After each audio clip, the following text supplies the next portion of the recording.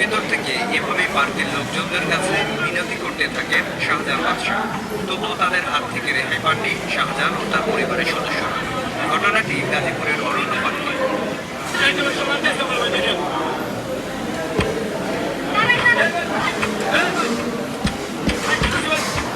রোববার বিকাল 3:30টার থেকে পরিবারের সদস্যদের নিয়ে একটি প্রাইভেট কারে পার্শ্ববর্তী ময়মনসিংহের মালদা থানার সিক্স স্টোর এলাকায় গ্রিন অরণ্য পার্কে যান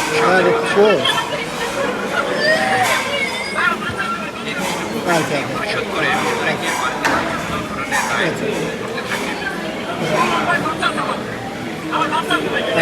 সুইং রাইড করার জন্য 5টি টিকিট সংগ্রহ করেও অব্যবস্থাপনার জন্য সুইং রাইড না পেরে দায়িত্বে থাকা ব্যক্তিকে জানান। একাধিকবার অনুরোধ করায় তিনি ক্ষিপ্ত হয়ে শাহজাহানকে গালিগালাজ করেন।